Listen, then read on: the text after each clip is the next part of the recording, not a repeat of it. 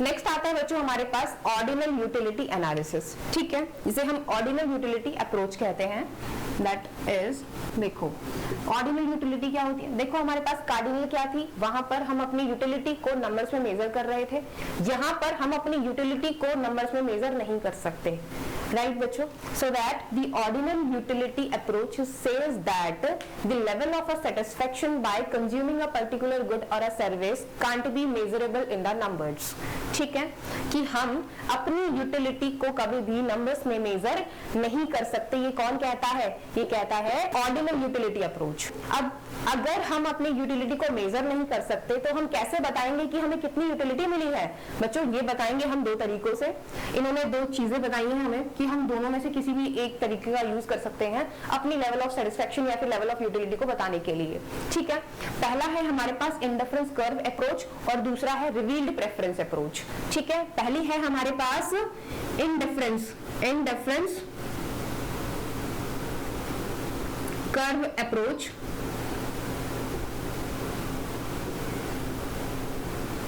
और दूसरी है बच्चों हमारे पास रिवील्ड प्रेफरेंस अप्रोच, ठीक है, रिवील्ड प्रेफरेंस अप्रोच, ठीक है। अब देखो हमारे पास जो इंडिफरेंस कर्व अप्रोच है और रिवील्ड प्रेफरेंस अप्रोच है, ये दोनों अप्रोचेस क्या हैं?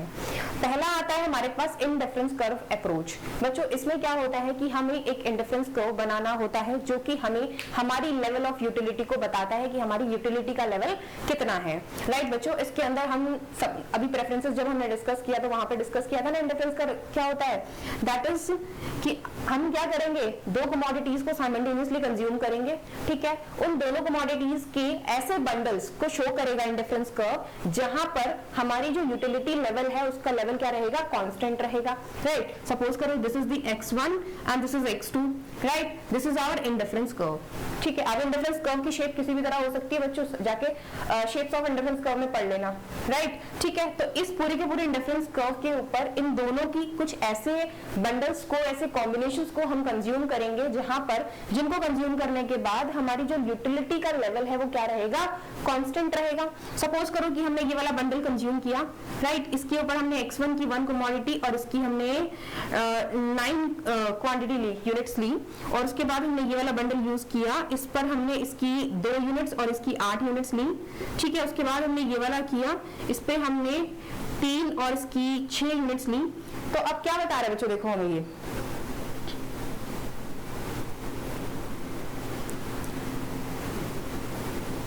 6 और 4, ठीक है। अब ठीक है, यहाँ पर हमने इस पॉइंट के ऊपर 1 और 9 कंज्यूम की, इस पर हमने 2 और 6 और इस पर हमने 3 और 4, ठीक है। तो ये जितने भी बंडल्स हमारे पास आए हैं ये सारे के सारे बंडल्स हमारी यूटिलिटी को कांस्टेंट रख रहे हैं। चाहे हम ये वाला बंडल ले लें, ये बंडल ले लें या फिर ये बंडल ले लें, हमारी यूटिलिटी का लेवल क्या रहेगा बच्चों, कांस्टेंट रहेगा, ठीक है। इसे कहते हैं हम इंडिफरेंस कर्व अप्रोच। नेक्स्ट आती है हमारे पास रिवील्ड प्रेफरेंस अप्रोच। अब ये रिवील्ड प्रेफरेंस अप्रोच क्या होती है बच्चों, देखो यहाँ पर क्या होता है कि कंज्यूमर के पास ना बहुत सारे बंडल्स होते हैं, बहुत सारी गुड्स होती हैं, तो वहां पर उसे प्रेफर करना होता है, उसे अपनी प्रेफरेंस रखनी पड़ती है कि तो उसके लिए वो क्या करेगा, रैंकिंग प्रोवाइड करता है। क्या प्रोवाइड करता है, रैंकिंग प्रोवाइड करता है। सपोज करो कि उसके पास कुछ बंडल्स आए हैं, सपोज एक बंडल आया है 9 का और 1 का, दूसरा बंडल आया है 8 का और 2 का, ठीक है, और उसके बाद बंडल आया है 4 का और 3 का।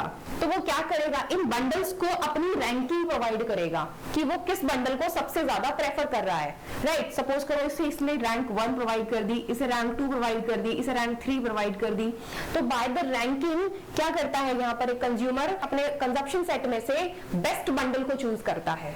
क्या करता है, अपने कंजप्शन सेट में से बेस्ट बंडल को चूज करता है एक कंज्यूमर बाय द रैंकिंग, ठीक है, किस चीज से, रैंक प्रोवाइड करके, ठीक है, given the her budget constraint, और यहाँ पर उसका बजट कंस्ट्रेंट भी काम कर रहा होता है, राइट बच्चों।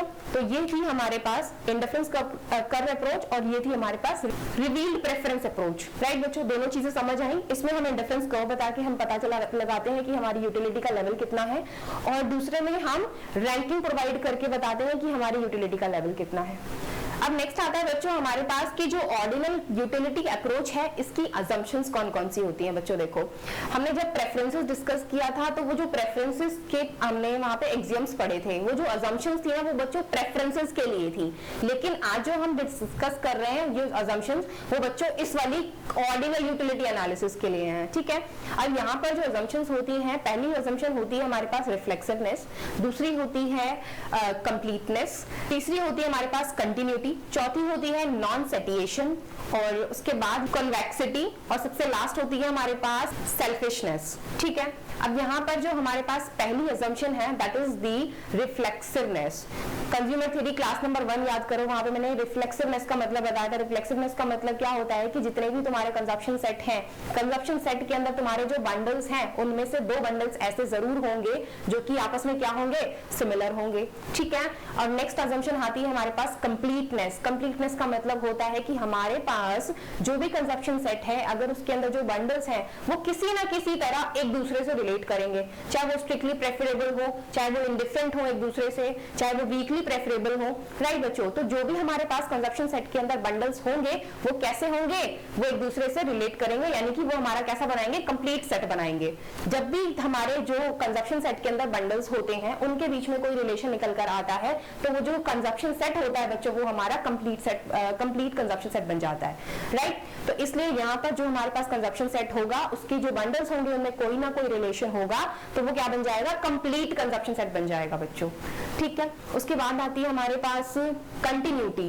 कंटिन्यूटी का मतलब होता है कि अगर हम किसी चीज को प्रेफर कर रहे हैं, अगर वो चीज किसी वजह से हमें ना मिले तो हम उसके ही आसपास के चीज को चूज करेंगे, राइट। सपोज करो कि हमने किसी कमोडिटी की 1 क्वांटिटी कंज्यूम करनी चाहिए, अगर हमें 1 नहीं मिली तो हम 1.2 या फिर 0.9 कंज्यूम कर सकते हैं, क्योंकि ये दोनों जो क्वांटिटीज हैं वो इसके अराउंड ही हैं, राइट। तो हम कभी भी जंप करके 3 या 4 पर नहीं जाएंगे, ठीक है। दैट इज द कंटिन्यूटी, कि कॉन्टिन्यूअस चलेंगे, हमारी जो प्रेफरेंस रहेगी वो कैसी रहेगी, कॉन्टिन्यूअस रहेगी।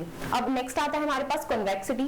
कन्वेक्सिटी का मतलब होता है बच्चों यहाँ पर कि एक जो कंज्यूमर है वो एक रैशनल कंज्यूमर है, क्योंकि कन्वेक्सिटी के केस में हमारा जो आईसी कर्व बनता है वो कैसे बनता है, कॉन्वेक्स टू द ओरिजिन बनता है, और एक रैशनल कंज्यूमर हमेशा क्या करता है, कॉन्वेक्स कर्व के ऊपर लाई करता है, क्योंकि उस केस में एक कंज्यूमर दोनों कमोडिटीज की गुड कमोडिटीज को गुड यूनिट्स को कंज्यूम कर रहा होता है, राइट बच्चों।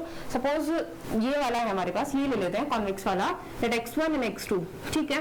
अब ये जो था हमारे पास ये पूरा का पूरा कंजप्शन सेट हुआ करता था, ये हमारे पास 4 क्वाड्रेंट बनते थे, ये वाला हमारे पास इकोनॉमिक रीजन होता था और ये वाला हमारे पास नॉन इकोनॉमिक रीजन होता था, राइट बच्चों। यहाँ पर हम दोनों गुड्स की कमोडिटीज को कैसा कंज्यूम कर रहे होते थे, दोनों गुड्स की यूनिट्स कैसी होती थी, गुड होती थी, राइट बच्चों। तो हमारा यहाँ पर क्या रहेगा, जो प्रेफरेंस रहेगा वो कैसा रहेगा, कॉन्वेक्स रहेगा, यानी कि यहाँ पे कॉन्वेक्सिटी अप्लाई होगी, राइट बच्चों। अब नेक्स्ट आता है हमारे पास नॉन सेटिएशन। नॉन सेटिएशन का मतलब होता है बच्चों कि एक कंज्यूमर है वो दोबारा रैशनल कंज्यूमर है, वो अपनी लेवल ऑफ यूटिलिटी को मैक्सिमाइज करना चाहता है, जो कि नॉन सेटिएशन का पॉइंट हमें यहाँ मिलता था जिसे हम ब्लूस पॉइंट कहते थे बच्चों।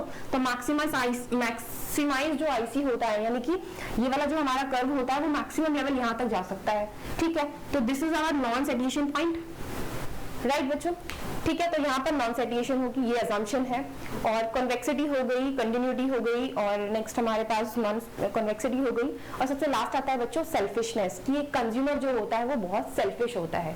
ऑब्वियसली बच्चों सारे के सारे कंज्यूमर सेल्फिश ही होते हैं, ठीक है।